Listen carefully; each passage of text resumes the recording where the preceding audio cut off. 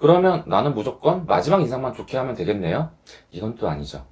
상황에 따라 달라요. 아까 초두 효과 이야기 들었죠? 초두 효과가 쓰일 때랑 최신 효과가 쓰일 때랑 다르다고.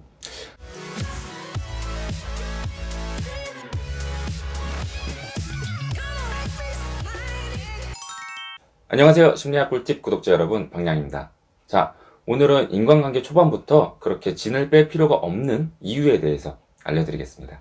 여러분, 저희 에피소드 7화에서 최신 효과, 초두 효과에 대해서 다뤘던 거 기억하세요? 아마 기억이 안 날 거예요. 왜냐하면 그 영상이 망했거든요. 에피소드 7화에서는 초두 효과와 최신 효과와 관련된 암기 방법, 시험 대비 방법, 이런 거에 대해서 말씀을 드렸다면 오늘은 조금 더 활용적인 대인관계, 혹은 팀플레이 방법, 혹은 서비스 사업, 이런 부분에 대해서 포커스를 맞춰가지고 활용 방법에 대해서 말씀을 드리겠습니다. 일단 에피소드 7화를 안 보신 분들이 더 많겠죠? 그래서 최신 효과에 대해서 초간단하게 설명을 한번 드리자면은, 우리는 가장 마지막에 받아들인 정보를 조금 더 자세하게 처리하고, 그래서 뇌에서 조금 더 길게 기억을 한다, 이 이야기입니다. 설명이 짧은데 이해가 쏙쏙 되죠? 충분히 이해 못하셨어도 돼요. 왜냐면은 이제 앞으로 계속 얘기할 거니까 이해가 더 잘 될 겁니다.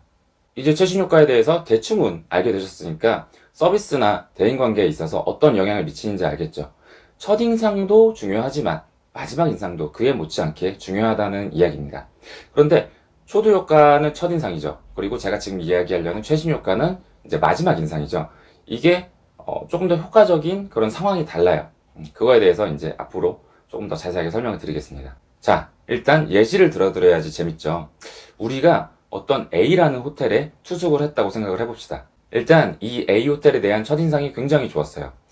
호텔에 딱 들어갔는데 로비가 엄청 이쁘고 막 웰컴 드링크 이런 것도 주고, 투숙하는 내내 서비스도 굉장히 최상이었어. 그 스태프들도 굉장히 친절했고. 그런데 문제는 마지막 체크아웃을 할 때 발생을 합니다. 체크아웃을 하려고 딱 갔는데 그날따라 대기 기간이 엄청 긴 거야. 막 체크아웃 한번 하려고 그러는데 30분을 기다렸어요. 나는 좀 초조해지겠죠. 나 빨리 체크아웃하고 공항 가야 되는데 조금 짜증이 납니다. 그러고 나서 이제 앞에 대기 손님들 이런 분들이 많았겠죠.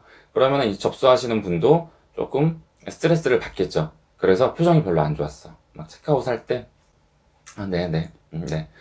약간 빨리 가. 약간 이런 느낌이었어. 그럼 마지막 인상이 안 좋아지죠. 그러면은 이 A 호텔을 떠난 뒤에 우리의 이 A 호텔에 대한 인상이 어떻게 남나요? 별로 안 좋은 인상으로 남아요. 그러면은 이 앞에 맨 처음에 엄청 이뻤던 로비, 웰컴 드링크, 내가 투숙 기간 동안 받았던 최상의 서비스, 이런 게 다 물거품이 되는 거예요. 이게 손님 입장에서는 최신 효과의 영향을 받아서 무의식적으로 이렇게 생각할 수 있는데, 내가 만약에 호텔 관계자, 호텔 지배인 이런 입장이었다면 굉장히 아쉽죠. 내가 맨 처음에 들였던 노력, 이런 게 다 물거품이 돼버리는 거잖아요. 그러면 아쉬울 수밖에 없죠. 그러면 또 반대의 상황도 생각을 해볼까요? 내가 어떤 B라는 호텔의 그런 지배인이에요. 그런데 내가 솔직히 말하면 초반에 서비스가 개판이었어. 막 체크인 할 때도 막 설렁설렁하고 막 서비스도 별로 안 좋았고, 그런데 마지막에 조금 잘해줬어. 예를 들어서 이렇게 내가 떠나보낼 때, 체크아웃을 할 때, 손님이 체크아웃을 할 때 이렇게 한번 조치를 취했다고 생각을 해봅시다. 손님, 저희 서비스가 좀 개판이었죠. 그래서 저도 이걸 알고 있기 때문에 사죄의 의미로 소정의 선물을 준비했습니다.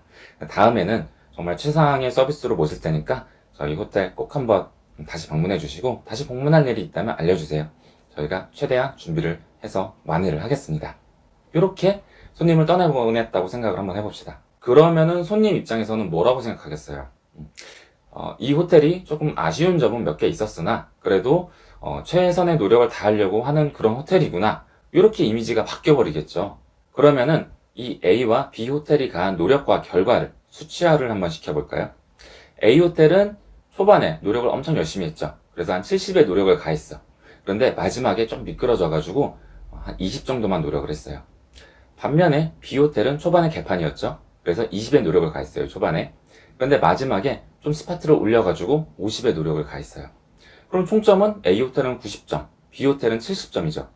그런데 결과적으로 고객들의 이미지는 어때요? 노력을 더 많이 한 A 호텔보다 노력을 덜 한 B 호텔이 이미지가 더 좋습니다. 이런 시스템은 인간관계, 대인관계에서도 마찬가지예요. 팀플레이, 팀워크, 조모임 이런 거 해보신 분들은 아실 거예요. 예를 들어서 우리가 팀플레이를 하는데 C라는 구성원이 있다고 생각을 해봅시다. 이 C라는 사람이 초반에 조금 여유가 있어가지고 엄청난 기여를 했어. 어떤 자료 조사하고 이런 거를 다 했어요.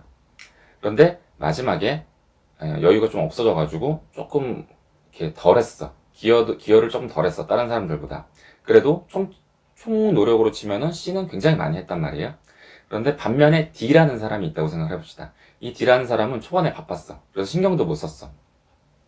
그래서 이제 마지막에 이걸 좀 만회를 하려고 여러분 뭐가 있지? PPT 같은 거 제가 만들겠습니다. 제가 총대를 메고 마지막 마무리를 다 하겠습니다. 이런 식으로 어떤 반응, 기여를 했다고 쳐봅시다. 그러면은 조발표가 끝나고 나서 기여도를 생각을 할 때 사람들은 C보다 D가 기여를 더 많이 했다고 생각해요.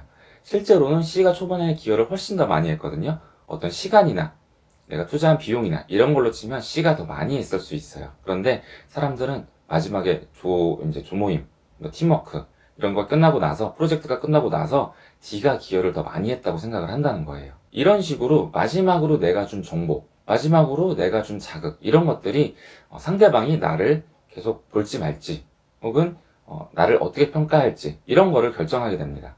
그러면 나는 무조건 마지막 인상만 좋게 하면 되겠네요? 이건 또 아니죠. 상황에 따라 달라요. 아까 초두효과 이야기 들었죠? 초두효과가 쓰일 때랑 최신효과가 쓰일 때랑 다르다고. 초두효과는 첫인상이죠. 쉽게 말하면 첫인상에 비유를 할 수가 있습니다.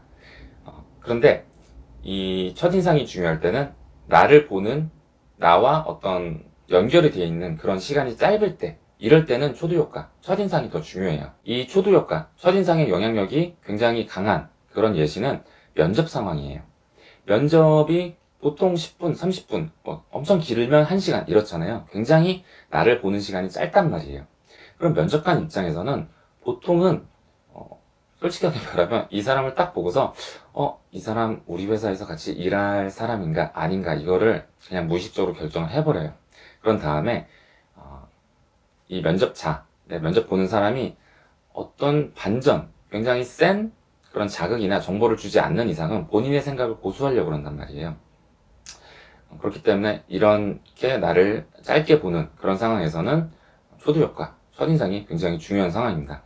그런데 아까 호텔 상황이나, 호텔은 좀 길죠. 하루 이상이잖아요. 호텔 상황이나 어떤 팀플레이, 팀워크 이런 것도 하루 이상 굉장히 좀 오랫동안 진행이 되는 상황이잖아요.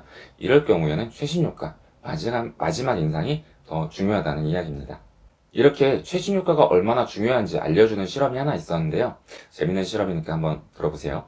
이 실험은 1차 실험, 2차 실험, 그리고 마지막 3단계 선호도 조사까지 이렇게 3단계로 나눠진 실험이거든요. 1차 실험에서 이 실험 참여자들은 내 손을 차가운 물에 4분 동안 넣고 있었어야 됐어요. 근데 이 차가운 물이 굉장히 차가워서 이 손을 넣는 게 굉장히 고통스러웠어요. 그리고 2차 실험에서는 똑같이 차가운 물인데 손을 8분 동안 넣고 있어야 돼요. 아까는 4분이었죠. 지금은 2차 실험에서는 8분을 넣어야 됐어요. 8분을 넣고 대신에 보상으로 뜨거운 물에서 목욕을 2분 동안 할 수 있게 해줬어요. 마지막 3단계는 선호도 조사죠. 이제 이 실험 참여자들한테 물어본 거예요. 너 다시 이 실험을 참여해야 된다면 몇 차 실험을 할래? 그러니까 1차 실험, 뜨거운 물에 손을 4분 동안 넣고 있을래? 아니면은 2차 실험, 뜨거운 물에 손 8분 동안 넣고 2분 동안 목욕을 할래? 이렇게 물어본 거예요. 그랬더니 사람들이 차라리 저 2차 실험 참여할래요. 이렇게 대답을 했어요. 이게 뭔 얘기냐? 생각을 해봐요.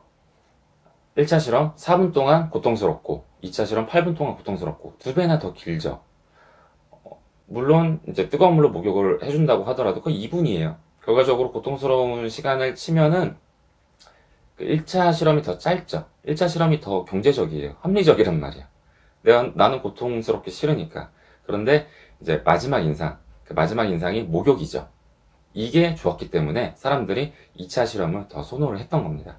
여러분들도 곰곰이 생각해 보시면은 이런 최신효과의 영향에 무의식적으로 당한 그런 상황들이 굉장히 많았었을 거예요. 이제 여러분도 이 최신효과가 얼마나 무시무시한 영향력을 가지고 있는지 잘 알게 되셨으니까 일상생활에서 꼭 활용해 보시길 바랍니다.